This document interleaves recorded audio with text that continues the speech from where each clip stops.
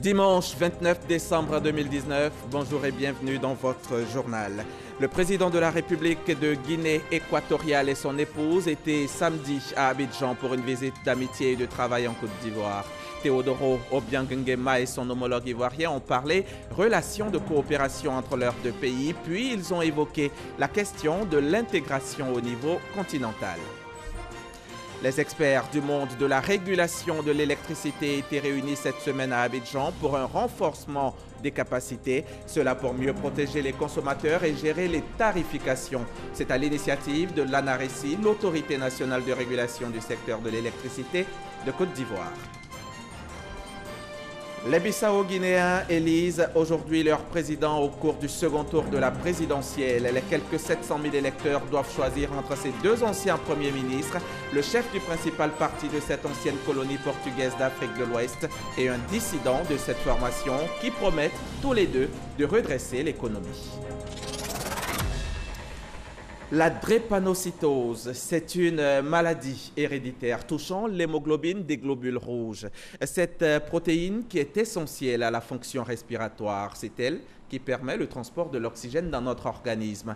Mesdames et messieurs, installez-vous à votre aise et sortez vos blocs-notes. Ce dimanche, votre magazine sera consacré à la drépanocytose. Un véritable cours sur la maladie. Qu'est-ce que c'est? Comment elle se manifeste? Comment se fait le suivi d'un malade? Autant de questions que nous poserons tout à l'heure au professeur Vincent Kouadio-Assé qui nous a fait l'honneur de répondre à notre invitation. Merci beaucoup, professeur. Merci, M. Hamza Diaby. Tout à l'heure, on va en parler longuement pendant un quart d'heure. Donnez-moi juste le temps de finir le journal. Tout à fait. À tout à l'heure. Je vous le disais dans le sommaire, le président équato-guinéen Théodoro Obiang Nguema Mbasogo était hier à Abidjan pour une visite d'amitié et de travail en Côte d'Ivoire. Lors d'un entretien avec le président Alassane Ouattara, les deux chefs d'État ont entre autres revisité les relations de coopération entre leurs deux pays. Le témoignage de Jérôme Kofi Aboulin. Un hôte de marque ce samedi pour le président de la République de Côte d'Ivoire, Alassane Ouattara. Il s'agit du chef de l'État équato-guinéen Théodoro Obiang Nguema à Abidjan dans le cadre d'une visite de travail et d'amitié rendue à son homologue ivoirien. C'est la résidence du président Alassane Ouattara assise à la Riviera Golfe à Cocody qui a servi de cadre à l'entretien entre les deux chefs d'État. Entretien au cours duquel ont été abordées les questions d'ordre international, continental, régional, avec notamment le processus du passage du franc CFA à l'éco et surtout bilatéral. Je suis un admirateur de le développement agricole de Côte d'Ivoire. Aujourd'hui, l'agriculture en Côte d'Ivoire, c'est une priorité pour nous, pour apprendre comment se développe l'agriculture en Côte d'Ivoire. Nous, la Guinée équatoriale, un pays qui a travaillé pour le secteur pétrolier, nous avons beaucoup d'expérience. On a construit un institut de pétrole. Si Côte d'Ivoire veut envoyer les étudiants pour étudier matières pétrolières, nous avons aujourd'hui un institut qui peut former les jeunes de Côte d'Ivoire pour travailler pour le secteur pétrolier. Nous avons parlé bien évidemment des questions bilatérales, aussi bien l'évolution économique et politique en Guinée équatoriale comme en Côte d'Ivoire, pour nous dire que la stabilité est la chose essentielle pour nos pays, mais également que nous avons besoin de transformer nos matières premières. Nous avons également échangé sur les questions régionales, continentales. Nous avons parlé de la récente décision de l'Union économique et monétaire d'adopter l'euro comme future monnaie. Et le président a voulu en savoir plus et bien évidemment, nous lui avons indiqué le processus qui nous a conduit à l'adoption de l'ECO pour remplacer le franc CFA. En répondant par ailleurs à la question d'un journaliste sur l'affaire Soro Guillaume, le président ivoirien a fait savoir que personne, quel que soit son rang social, ne peut être au-dessus de la loi. Nul ne sera autorisé à déstabiliser la Côte d'Ivoire. à perturber la quiétude des Ivoiriens. Le droit sera appliqué à tous, candidats ou pas. Et les candidatures ne sont pas encore ouvertes par la commission électorale indépendante. Et même si c'était le cas, nul n'est au-dessus de la loi.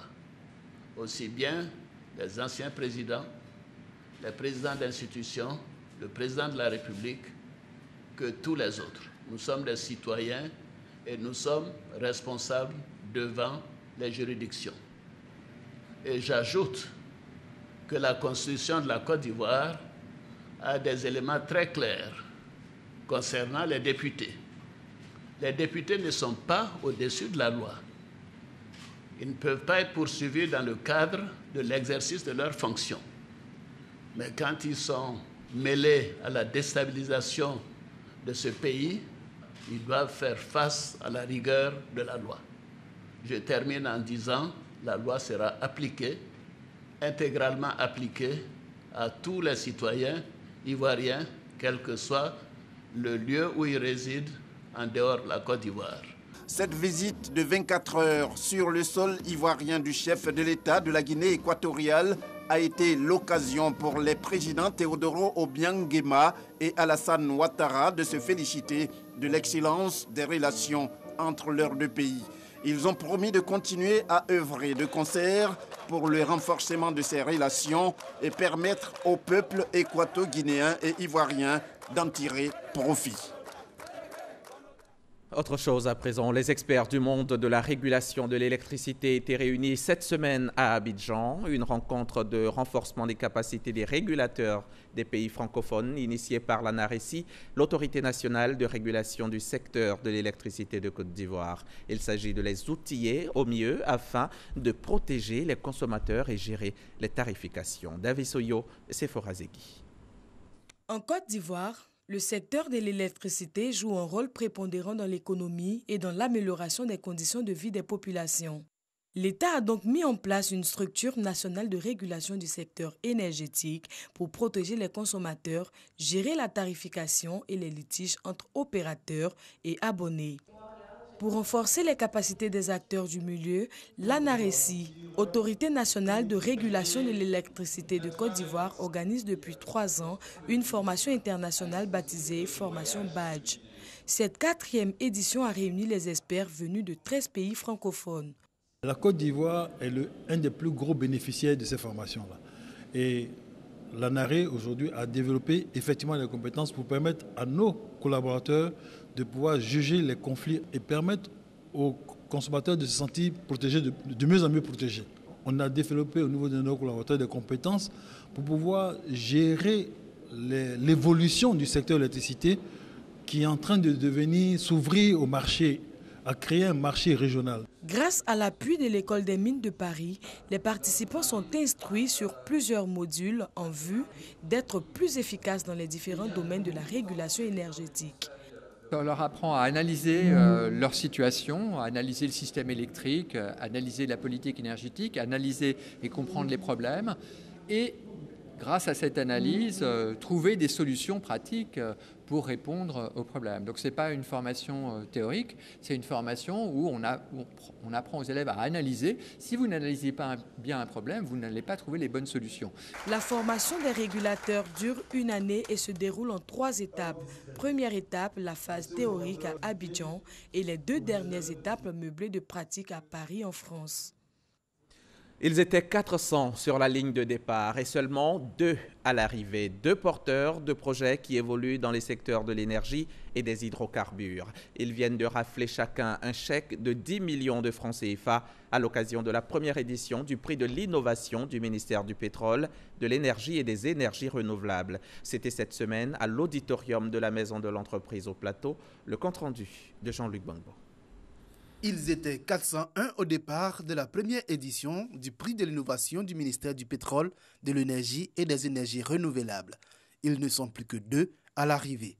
Ces 2 porteurs de projets qui ont retenu l'attention du jury ambitionnent simplifier la vie des Ivoiriens grâce à leurs trouvailles. C'est un projet qui vous permet de rendre votre consommation d'électricité intelligente et donc de la réduire de 10 à 50%. La nouvelle cuisinière transforme le combustible liquide en gaz butane ou propane avec un brûleur sans mèche, pouvant permettre de faire des économies substantielles. Des projets militants pour un usage rationnel de l'énergie et du gaz, mais également pour la défense des portefeuilles des ménages. Des projets qui ont surtout séduit le ministre Abdourahmane Cissé, initiateur de ce prix. Nous avons lancé ce projet et nous nous rendons compte, et nous le savions déjà, qu'il y a un fort potentiel d'innovation dans notre pays. Nos jeunes sont pleins de talents, le pays regorge de talents et c'est une façon pour nous de les soutenir dans le secteur du pétrole et de l'énergie. Valoriser le potentiel de la jeunesse ivoirienne, mais également l'accompagner pour s'épanouir, tel est l'un des objectifs de ce prix. La plupart des projets aujourd'hui sont au stade d'idée. Et chaque idée peut mettre du temps pour être mise en œuvre. Nous allons les accompagner. Si ça prend 3 mois, tant mieux. Si ça prend plus, nous allons le faire. C'est une volonté. Ça rentre dans la vision du président et du Premier ministre. Et nous allons faire en sorte que les projets ne restent pas au stade d'idée. Les 2 lauréats ont reçu chacun un trophée et un chèque de 10 millions de francs CFA. Des prix d'encouragement, coup de cœur du ministère, ont été également décernés à 2 autres promoteurs dans le secteur de l'énergie et des hydrocarbures. Au bout de l'effort, il y a la récompense. Les élèves du groupe scolaire TSF de Marcory en savent quelque chose. Les meilleurs d'entre eux viennent d'être honorés et récompensés. Pour l'occasion, Kandia Camara elle-même a fait le déplacement. La ministre de l'Éducation nationale avait à ses côtés Afrobi, un artiste musicien britannique. Le reportage de Sephora Zegui est dans un récit de Jean-Marc Djadji. Après l'effort, la récompense pour 18 élèves du groupe TSF de Marcory. Un lot de fournitures scolaires et une tablette éducative sont offerts pour couronner leurs performances. De la maternelle au primaire, ces élèves sont récompensés pour leur excellente moyenne, comprise entre 16 et 18 sur 20, au premier trimestre de l'année 2019-2020. Le musicien anglais d'origine ivoirienne, Afrobi, l'un des donateurs et fils de Marcory, réitère son soutien à la direction régionale d'Abidjan, initiatrice de la cérémonie. La marraine, la ministre Kandia Camara, exhorte les élèves à plus d'efforts. Chaque année, à pareil moment, les enfants piaffent d'impatience et les parents sont à pied d'œuvre pour imaginer des solutions pour contenir les excès. Dans cette impatience mal contenue, des événements regrettables, tragiques, déplorables et inacceptables peuvent arriver. Ensemble, engageons-nous et disons plus jamais ça. La ministre Kandia Camara et les généreux donateurs placent cette cérémonie de récompense sous le signe du travail et de l'excellence. À la chaire UNESCO pour la culture et la paix, il a été aussi question de distinction. À l'occasion d'une journée portes ouvertes, une quinzaine de personnalités ont vu leur mérite salué. Parmi elles, des membres du gouvernement et présidents d'institutions et un reporter pour le compte-rendu. Grâce Kando. 16 personnalités ayant contribué par leur engagement et action à la consolidation de la paix en Côte d'Ivoire ont été distinguées. Elles ont été faites ambassadeurs de la paix sur la base de 5 critères. Probité morale, rigueur, qualité des actes, efficacité dans l'action et parcours professionnel. Nous nous ferons fort d'être à la hauteur de cette distinction qui nous honore. Recevoir ainsi une telle marque de reconnaissance nous fait naturellement chaud au cœur, mais cela nous incite également à rester humbles. Distingué par la chaire UNESCO pour la culture de la paix à l'occasion de sa première journée porte ouverte, ces ambassadeurs de la paix ont désormais une feuille de route. Promouvoir la qualité de l'éducation et de la recherche, la démocratie, les droits de l'homme, l'esprit de tolérance et les autres valeurs propres à une culture de la paix. Favoriser une meilleure compréhension de l'environnement, de l'histoire culturelle et sociale des États, surtout africains. Contribuer à la transformation des structures et des institutions afin de favoriser une mutation en faveur d'une plus grande ouverture La chaire UNESCO pour la culture et de la paix vise la promotion de l'excellence à travers l'éducation et la recherche. La paix, rien que la paix, un vœu cher aux populations ivoiriennes à l'approche de la présidentielle de 2020. Et comme mieux vaut prévenir que guérir, les femmes unies pour la paix et la cohésion sociale en Côte d'Ivoire invitent les filles et les fils du pays à la culture de la paix. Nicole Tiekoura, la présidente de l'association, a lu une déclaration au micro RTI 1 d'Astou Touré. Elles sont venues de plusieurs régions de la Côte d'Ivoire pour parler paix, entrepreneuriat et leadership. La paix, véritable enjeu pour leur autonomisation. Les femmes de Côte d'Ivoire étaient face à la presse. Objectif, sensibiliser les fils et filles du pays à la culture de la paix et la cohésion sociale pour le bien-être du pays à l'approche des élections présidentielles de 2020. Ce pays a plus que jamais besoin de la paix pour poursuivre sa croissance. Les jeunes de ce pays ont besoin de paix pour s'épanouir et devenir véritablement la relève de demain. C'est pourquoi nous sommes engagés pour la restauration de la paix et l'imposant à tous. L'Association des femmes unies pour la paix et la cohésion sociale en Côte d'Ivoire a aussi invité les autorités politiques, administratives et coutumières à promouvoir les valeurs de paix, source de développement durable. Au président de la République, autorité établie par Dieu sur la nation, nous disons de persévérer dans la quête de la paix, en supportant sa part de responsabilité, en travaillant à l'apaisement des cœurs. De même, les opposants ne doivent pas perdre de vue que l'essentiel qui nous réunit, c'est bien la Côte d'Ivoire. Créée en juin 2018, l'Association des femmes unies pour la paix et la cohésion sociale en Côte d'Ivoire entend lancer très bientôt la caravane des alliances interethniques. Les personnes en situation de handicap non plus ne veulent plus de crise dans ce pays. Ce qui les intéresse, elles, ce sont les meilleures conditions de vie.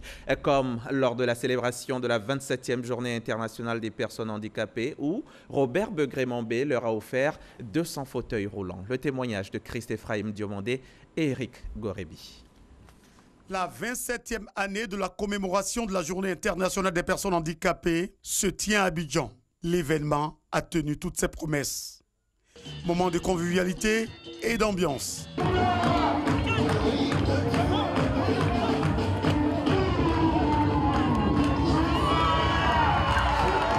La journée internationale des personnes handicapées est une aubaine pour ces personnes de faire des doléances. Nous sommes à l'intérieur du pays, on n'a même pas les avantages de ceux qui sont en ville. Il y a d'autres qui sont à l'école, on a eu des diplômes. Pour être inséré à la fonction publique, on a des problèmes. L'événement est placé sous le signe de l'espoir. Nous allons, si Dieu le veut, amplifier ce genre d'action selon les possibilités que nous offrirons, nos capacités financières. Cette fête est une fête de solidarité et de soutien. C'est aussi une fête de fraternité et une fête de rapprochement entre nous et nos frères en handicap. Mais ils ont passé un message très important. Donc ils demandent simplement aux hommes politiques de s'entendre et de nous donner la paix. C'est la première denrée que nous recherchons pour ce beau pays. Des grandes décisions doivent être prises pour notre intégration en matière d'emploi, en matière de scolarisation, en matière d'éducation, en matière de formation. Et nous avions des illustres personnalités qui veulent nous accompagner dans ce sens. Il faudra que nous soyons motivés pour les accompagner afin que notre prise en compte soit réelle. Dans le souci de faciliter le déplacement aux personnes handicapées de Côte d'Ivoire, ce sont 200 fauteuils roulants offerts par le gouverneur du district d'Abidjan. Le village Marchou est situé à Bingerville. Sa particularité est qu'il abrite des malades de la lèpre depuis de nombreuses années. Hier, c'était la fête au village en cette fin d'année. La communauté Sant'Egidio y est allée faire un don en vivres et en non-vivres. Une manière pour cette communauté chrétienne de donner du sourire aux habitants de Marchou et on peut le dire, c'est mission accomplie. Reportage Frédéric Oulaye dans un récit de Issa Chonayeo. Le Père Noël n'a pas oublié les enfants de lépreux du village Marchou dans la commune de Bingerville. Au nombre de 300, ils ont reçu des cadeaux des mains du Père Noël au cours d'un repas initié par la communauté Saint-Egidio. Ambiance de fête aussi dans les maisons. La communauté Saint-Egidio s'est rendue dans les habitations pour offrir des kits composés de vivres aux personnes malades. Pour la communauté Saint-Egidio, cette action entend permettre à cette frange de la population de passer les fêtes de fin d'année dans la joie. C'est le premier repas. Vous comprenez que personne ne venait ici. Donc c'est de par notre approche, de notre amitié, quand nous sommes venus en parler au chef du village, c'est comme si le Seigneur, par son esprit, a convié d'autres personnes. La lumière de Noël que nous avons reçue hier a porté ses fruits sur d'autres personnes. Et ensemble, nous avons communié. Dons aux lépreux, repas en communauté pour apporter leur solidarité aux personnes en situation de vulnérabilité. Les bénéficiaires traduisent leur reconnaissance. Les enfants sont très heureux puisque, voyant ce qui se passe actuellement, bon, on peut dire que je suis très ému. Voyant ça, c'est la première fois, et puis c'est grand encore, ça me dépasse moi-même. C'est la joie même en moi, c'est la joie du cœur, c'est la joie pour toute la population du village. Ce qu'on a fait là, il n'y a pas quelque chose pour dire merci. C'est Dieu seulement qui prend pour merci. La communauté Saint-Égidio entend étendre cette action de partage à d'autres couches défavorisées pour donner la joie de vivre et leur apporter une assistance en période de fête. C'était un reportage de Frédéric Oulaye et Godefroy Okambawa. Il faut améliorer la gestion des parcs et des forêts en Côte d'Ivoire. Pour cela, un renforcement de capacité des gestionnaires s'impose et l'OIPR s'y attelle. Pendant 4 jours, l'Office vient de former les acteurs du milieu et d'évaluation du Parc national de Taï. C'était à San Pedro, en présence de nos reporters Davis Oyo et Salima Toudia. Patrimoine mondial. Le parc national de Taï veut se donner les moyens de conserver son état de couverture forestière. Pour y parvenir, les gestionnaires et partenaires du parc sont instruits sur les outils pour mieux évaluer le site. Il s'agit du MET et du IMET. Ces mécanismes d'évaluation répondant aux normes internationales vont aussi leur permettre de tirer davantage profit du parc national de Taï dans le cadre de la préservation des forêts ivoiriennes. Ces 2 outils que nous utilisons, c'est des outils qui ont été mis en place pour le programme biodiversité et gestion des aires protégées en Afrique, qu'on appelle Biopama. Ça nous permet de savoir exactement qu'est-ce qui est fait, qu'est-ce qui reste à faire, quelles sont les insuffisances qui sont constatées. À la réalité, ces outils permettent de véritablement mesurer l'efficacité de la gestion du parc national de Taï. Dans l'élaboration de ces outils, plusieurs acteurs sont concernés. C'est nous qui représentons les populations. Et c'est aussi un moyen pour nous de pouvoir exprimer les réalités et de pouvoir faire connaître à la direction des zones sud-ouest quelles sont les attentes, les besoins des populations, afin qu'en 2020, dans le système de gestion, cela soit pris en compte pour qu'il puisse avoir une synergie dans la gestion entre les populations riveraines et l'Office ivoirien des parcs et réserves. Ces mécanismes de gestion vont désormais faciliter l'évaluation du niveau de gestion des parcs nationaux, corriger les insuffisances et servir de base de données pour les futures planifications des sites forestiers. Comme le phénix, Koumassi renaît de ses cendres. Longtemps moquée, la commune est en train de devenir l'une des plus belles de Côte d'Ivoire. Et aujourd'hui, on aime Koumassi. J'aime Koumassi est justement le nom du festival initié par la commune pour promouvoir le vivre ensemble et renforcer la cohésion sociale. Le festival J'aime Koumassi, c'était la semaine dernière et Mamadou Kouassi était présent pour RTI. Les lampions se sont éteints sur la première édition du festival J'aime Koumassi. 3 jours de festivités pour promouvoir la richesse socio-culturelle et économique de cette commune du sud d'Abidjan. Pour clore ces festivités, un grand concert avec une bonne palette d'artistes ivoiriens.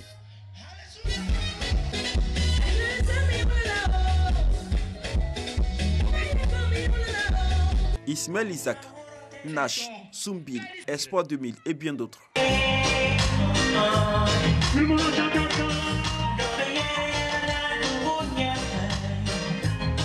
Ils ont chanté et dansé jusqu'au petit matin avec le public qui a pris d'assaut la place Inch'Allah de Koumassi.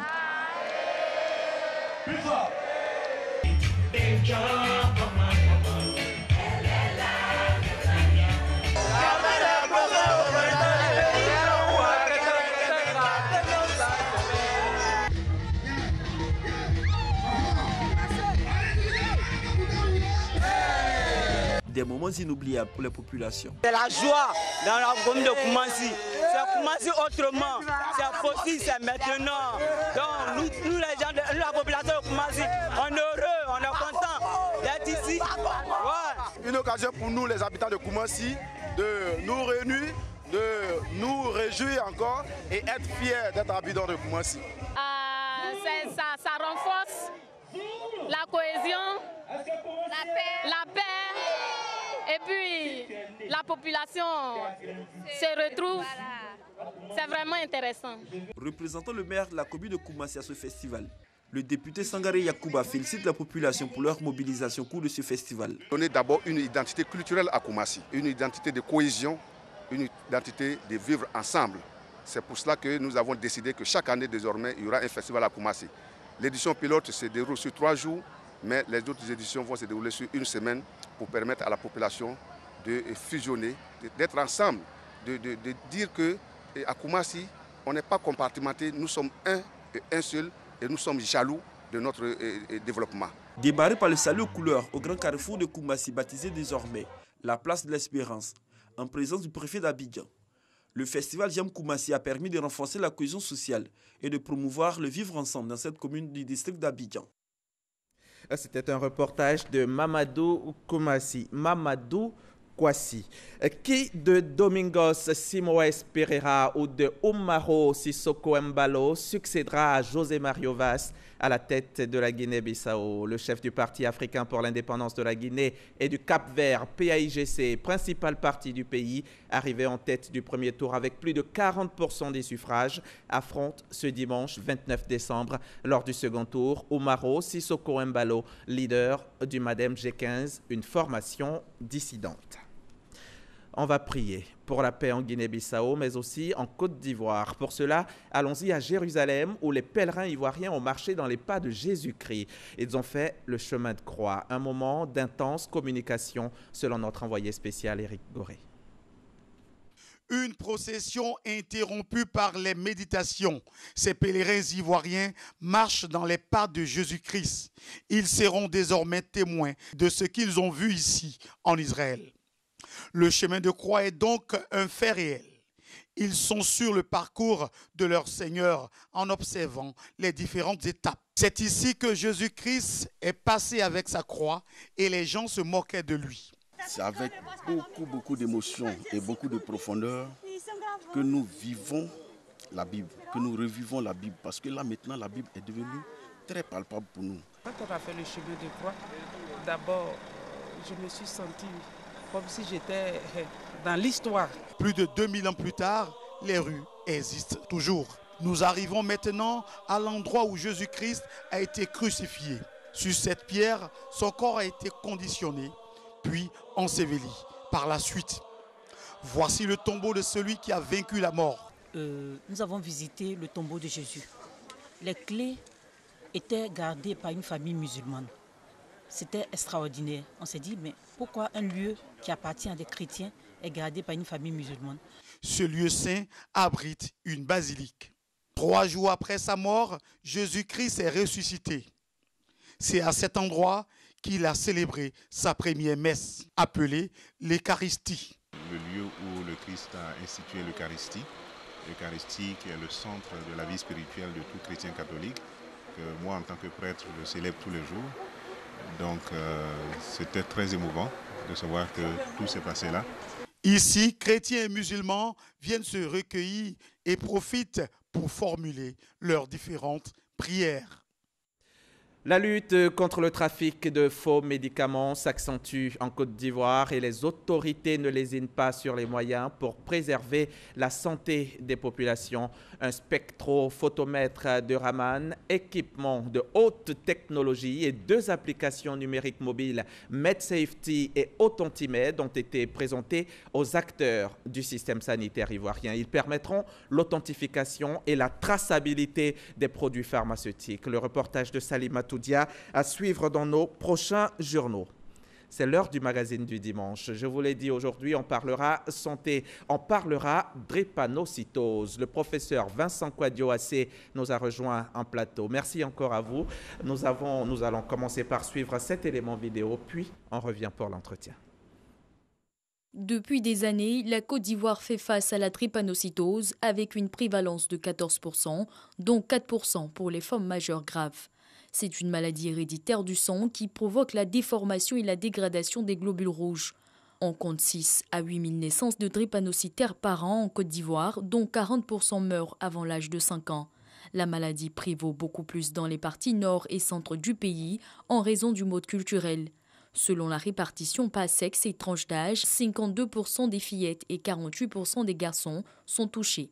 On retient donc que les enfants en paient le prix fort. Aucun centre n'est dédié à la prise en charge de la drépanocytose en Côte d'Ivoire, mais les centres hospitaliers universitaires CHU assurent les soins et les centres de premier contact peuvent diagnostiquer la maladie.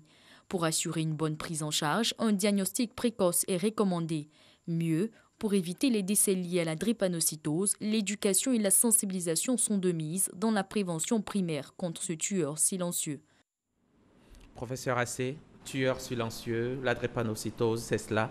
Je pense que la drépanocytose pourrait être qualifiée de tueur silencieux parce que c'est une maladie que vous ne pouvez pas le savoir si vous n'avez pas fait un examen de laboratoire. Donc dans le film, il a été indiqué que la drépanocytose est une maladie héréditaire. Cela sous-entend que la personne malade hérite de ses parents, d'un des parents ou des deux parents. Et la drépanocytose, c'est une maladie qui touche le globule rouge.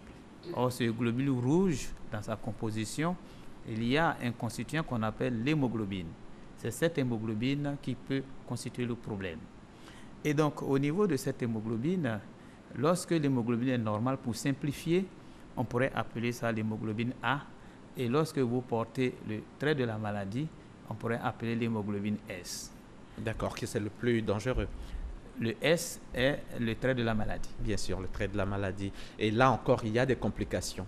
Tout à fait. Et justement, ça pose la problématique de la prise en charge de ces enfants. Si vous êtes une personne drépanocytaire et que vous avez la forme majeure, qui représente 4% de la population des drépanocytaires. Justement, nous allons y en venir tout à l'heure. Vous allez nous faire l'état des lieux en Côte d'Ivoire. Tout à fait. Mais avant de parler de l'état des lieux en Côte d'Ivoire, il faudrait voir au moins la situation au niveau mondial. Allez-y. Au niveau mondial, on estime qu'environ 120 millions de personnes portent le trait de la maladie.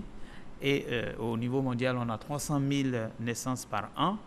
Et sur ces 300 000 naissances par an, si rien n'est fait, les projections indiquent que d'ici 2050, on aura autour plus de 400 000 naissances par an. Mais si rien n'est fait, il faut faire quelque chose. Qu'est-ce qu'il faut faire? Voici pourquoi nous sommes sur ce plateau. D'accord. Et pour essayer de sensibiliser au maximum les personnes pour qu'ils sachent qu'ils sont dépassés ou pas. Dans le cas de la Côte d'Ivoire, vous n'avez parlé de l'état des lieux. Oui. On se rend compte que pour une population estimée à 24 millions d'habitants, 14%, le film nous l'a dit, de drépanocytaires, cela équivaut à environ 3 360 000 personnes, oui. Ce qui est énorme. Et ça, c'est peut-être la forme en général la forme en général. Tout le monde. Et la forme majeure qui est la plus... 4% de ce chiffre-là, on se retrouve autour d'1 million d'individus. 1 million d'individus, 4% des 14% de malades. Oui, ça fait 1 million d'individus au total. D'accord. Et si on se polarise sur les enfants, on se rend compte qu'on est autour de 6 000 à 8 000 naissances par an. Et il faut dire que tous ces malades, il y en a 80% à peu près au nord de la Côte d'Ivoire. Je dirais partie centre-nord de la Côte d'Ivoire. Centre-nord. Et pour des raisons culturelles, le film l'a dit. Vous savez, dans cette partie centre-nord du pays se développe ce qu'on appelle l'endogamie, le mariage entre cousins, le mariage au sein de la famille. Et cela... Les mariages consanguins sont donc un danger, professeur? Et justement, nous devrons lutter pour qu'il n'y ait pas de mariage consanguin si dans la famille il y a un trait de la maladie. Seulement s'il y a un trait de maladie, c'est cela? Tout à fait. D'accord. Et comment la maladie se manifeste? Je crois que les signes cliniques de la maladie, comme on l'a dit, ça touche le globule rouge. Or, nous savons que le globule rouge est le transporteur de l'oxygène par excellence dans le corps. Et donc, d'abord, c'est l'anémie. La première des choses, c'est l'anémie, parce que le globule rouge qui porte le trait de la maladie se déforme difficilement et prend la forme de fossiles et donc va créer des obstacles au niveau des vaisseaux sanguins et provoquer sa destruction beaucoup plus facile. Donc il y a l'anémie, mais aussi il y a l'infection. L'infection, ces enfants font beaucoup d'infections et en dehors de l'infection, vous avez la douleur, la drépanocytose. Et je crois que ces trois éléments, ces trois complications qui se retrouvent chez la forme majeure font que la qualité de vie du drépanocytaire est très altérée. Le malade souffre souvent aussi de priapisme. Le priapisme, c'est une érection douloureuse qui n'arrive pas à céder et ça fait partie des complications aiguës, des complications des formes douloureuses. C'est une présentation de la douleur chez l'enfant drépanocytaire masculin. Et je crois que c'est très grave parce que mal pris en charge, ce petit garçon à l'adolescence pourrait avoir des difficultés pour la fertilité. Et donc c'est un drame, le priapisme. Mais en dehors du priapisme, l'infection, si vous avez une infection sévère au niveau du poumon ou au niveau des os, vous pouvez avoir, une fragilité osseuse, vous pouvez avoir et en mourir. Et certains enfants, à cause de la douleur ou à cause des conséquences au niveau de l'os, peuvent avoir une nécrose de leur os. Et ça pose vraiment de véritables problèmes de prise en charge de ces enfants. Et vous parliez tantôt d'anémie. Ils sont nombreux à nous suivre, ces téléspectateurs qui souffrent par moment d'anémie. Est-ce qu'il pourrait y avoir un peu quelque chose? En termes simples, l'anémie, c'est le manque de sang. Bien sûr. Est-ce que quiconque souffre d'anémie régulièrement peut-être pourrait être porteur des gènes de la... Si vous faites souvent des crises d'anémie, il faudrait qu'on puisse analyser votre sang pour qu'on s'assure si vous n'avez pas le trait de la drépanocytose, parce qu'il faut savoir que l'anémie est fréquente chez l'enfant. L'anémie pourrait être liée aussi à une sous-nutrition de cette personne. Justement. Ce n'est pas tous les cas d'anémie qu'on pourrait attribuer à la drépanocytose. Donc, comment soigner l'anémie? Pour soigner l'anémie, vous avez d'abord la prévention primaire, il faut bien manger. Il faut avoir les nutriments pour pouvoir fabriquer le globule rouge. Mais en dehors de ça, pour ceux qui sont malades, il y a des médicaments simples comme des comprimés d'acide folique qu'on pourrait leur donner. Mais dans les formes sévères, vous avez la transfusion sanguine. Et justement, il ne faudrait pas arriver à ces formes sévères pour transfuser les enfants. Parce que la transfusion est un acte médical qui doit être beaucoup encadré parce que pourrait véhiculer aussi des maladies comme l'hépatite virale, comme l'infection VIH. Et donc, il ne faut pas arriver à une anémie sévère chez ces enfants. Donc, il faudrait prévenir cette anémie chez l'enfant drépanocytaire. C'est quoi les conséquences de la drépanocytose? Je crois que nous, pédiatres, on a l'habitude d'analyser les conséquences en termes de triangle pédiatrique. Et donc, le triangle pédiatrique pourrait s'analyser aussi au niveau des parents, au niveau de l'enfant, au niveau de la communauté et au niveau de l'agent de santé. Au niveau de l'enfant lui-même, il est tout le temps malade. Donc, il ne pourra pas aller à l'école comme il se doit. L'absentéisme va conduire à l'échec thérapeutique. Pour les parents, c'est une déperdition au plan de vue économique. Le parent qui est tout le temps à côté de l'enfant n'est plus productif. Au niveau de la communauté, vous voyez que finalement, c'est une maladie, si on y prend garde, c'est une maladie qui va conduire à la pauvreté. Donc la drépanocytose, si on analyse bien, est une maladie appauvrissante. Et on parle de drépanocytose hétérozygote et drépanocytose homozygote. C'est quoi la différence? La différence, pour être simple, l'homozygote, c'est celui qui a la forme majeure grave. Il a les deux traits de la maladie SS. Et l'hétérozygote, c'est celui qui a un seul trait. Il est AS. Mais justement, dites-nous concrètement, j'ai un trait et Paul, il a deux traits. C'est quoi la nuance? La nuance, c'est que Paul, qui a deux traits, a hérité de la maladie de ses deux parents. Et donc, chacun des deux parents est porteur de la maladie. Et chacun a donné le trait de maladie. Et Paul va faire la forme grave. Alors que celui qui a hérité d'un parent le trait normal et un parent le trait pathologique vivra une vie presque normale.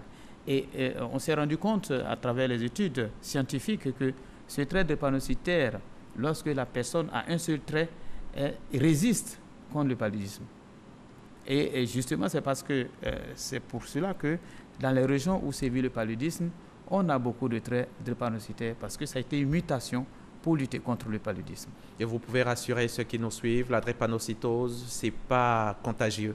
La drépanocytose est une maladie héréditaire non contagieuse. Ça veut dire quoi? Ça veut dire que si moi je suis drépanocytaire, je peux manger dans la même assiette que celui qui n'est pas drépanocytaire. On peut dormir sur le même lit que celui qui n'est pas drépanocytaire. Et donc, la drépanocytose n'est pas une maladie contagieuse, ce n'est pas une maladie infectieuse, c'est une maladie héréditaire fréquente qui mérite qu'on s'y attache, qu'on y accorde l'importance de nos professionnels de santé pour une meilleure gestion de ces enfants, pour pouvoir les permettre d'avoir une qualité de vie satisfaisante. À quel moment elle devient mortelle? Lorsque vous avez la forme grave et que vous n'êtes pas bien suivi. lorsque la prise en charge n'est pas efficiente. C'est quoi? Qu'est-ce que ça implique d'être bien suivi? Cela implique que d'abord, il faudrait qu'on sache que tu es malade. D'accord. Et donc, il faudra avoir un laboratoire performant pour faire le diagnostic. Heureusement que nos unités peuvent permettre au niveau d'un laboratoire de faire la prise en charge, au moins le diagnostic de cette maladie. Mais une fois qu'on sait que vous avez la maladie, il faudrait pouvoir venir à l'hôpital régulièrement pour pouvoir suivre les conseils des médecins. D'abord, lutter contre la douleur. On vous donnera des antalgiques. L'infection, c'est des antibiotiques en cas d'infection, mais surtout la prévention par la vaccination. Il faudrait que ces enfants soient vaccinés. Contre l'anémie, on en a déjà parlé. Et puis, on pourrait donner d'autres médicaments qui vont augmenter la production d'une hémoglobine de l'enfant et qui permet de résister. Et bon, pour ceux qui ont les moyens, qui pourraient aller peut-être en Europe, ils pourront avoir d'autres approches thérapeutiques comme la greffe ou la thérapie génique qui est hors de prix. Justement, j'allais vous demander, hein, est-ce qu'on en guérit? Est-ce qu'au bout d'un moment, on peut guérir? On ne peut pas parler de guérison. Même les travaux actuels dans les unités où on fait la greffe ou la thérapie génique, le remplacement des gènes, on parle de rémission prolongée. Rémission prolongée. Pas de guérison. Et donc, et c'est hors de prix, comme vous le dites. On parle de 200 à 300 millions de francs CFA. Pour la greffe de cellules, lorsque vous avez pu faire cette greffe, hormis tout ce qui est prise en charge du transport, si vous quittez chez nous pour aller en Europe, c'est au moins 250 millions. En CFA. En CFA. D'accord. En thérapie génique, c'est autour de 330 millions de francs CFA. On va se contenter de se soigner ici. Les médicaments, ils coûtent cher? Cher, c'est probablement relatif. Et je crois qu'aujourd'hui, avec la couverture médicale universitaire, nous avons quand même... Universelle, la couverture maladie universelle. Nous avons dans nos structures sanitaires des médicaments à portée de prix quand même pour pouvoir soigner les enfants. Les anti-anémiques, les antibiotiques, l'hydroxyurée sont des médicaments qui sont accessibles. Mais ce qui est beaucoup plus important, c'est la spécificité de cette maladie. Et cette spécificité impose qu'on ait une prise en charge particulière de ces enfants. Il ne faudrait pas que ces enfants puissent être pris en charge comme le commun des enfants. Oui. C'est vrai, tous les enfants devraient avoir les mêmes chances, les mêmes égalités. Et justement, la spécificité de leur prise en charge leur permettrait d'avoir les mêmes chances et les mêmes égalités. Bien sûr. C'est important. C'est d'où la construction prochaine d'un centre, un centre d'accueil à Boaké. Oui, justement, grâce à une association. On va la citer, notamment le CHAMSI, le Club des hommes d'affaires musulmans de Côte d'Ivoire. Je crois que cette association nous a invités à un dîner gala hier et justement ce dîner gala a permis de récolter des fonds qui seraient destinés. Mais moi j'irais plus loin et mon plaidoyer serait, c'est vrai d'avoir le centre, mais l'équipement du centre. D'accord. L'équipement du centre d'où votre appel peut-être à l'État, non? Tout à fait. Et donc même l'État ne peut pas tout faire, donc aux bonnes volontés.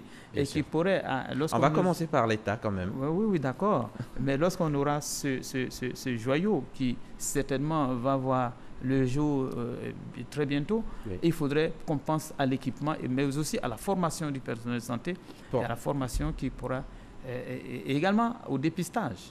Bien sûr.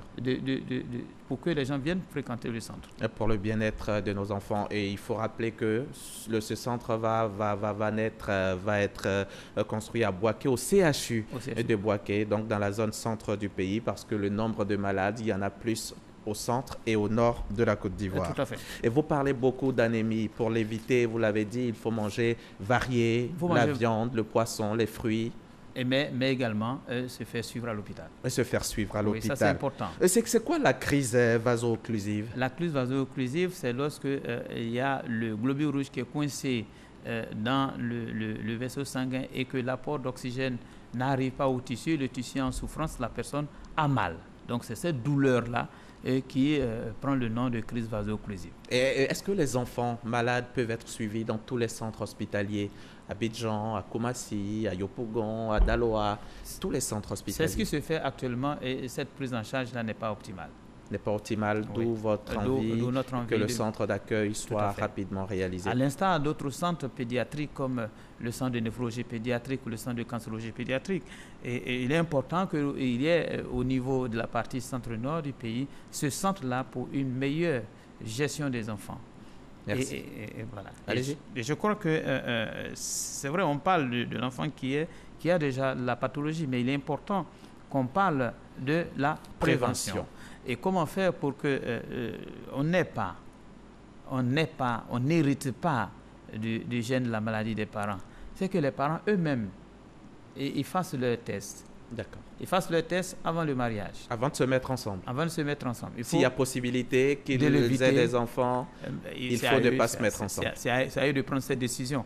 Et c'est ce qu'on appelle le conseil génétique. Ce n'est pas pour décourager les amoureux, mais c'est pour éviter qu'on ait des enfants souffrent à l'avenir. Après. Merci, M. Kouadio. Professeur Vincent Kouadio-Assé, vous êtes venu nous parler de la drépanocytose, cette maladie qui tue tant d'enfants en Côte d'Ivoire avant l'âge de 5 ans. Heureusement, l'espoir est permis et de nombreuses actions sont en train d'être menées pour changer la donne. Merci encore d'être venu et nos portes vous sont toujours ouvertes. À vous, chers téléspectateurs, j'espère que vous avez pu prendre bonne note et que ce magazine vous aura appris beaucoup. Merci en tout cas de nous avoir suivis et restez sur RTI 1. C'est la chaîne qui reste.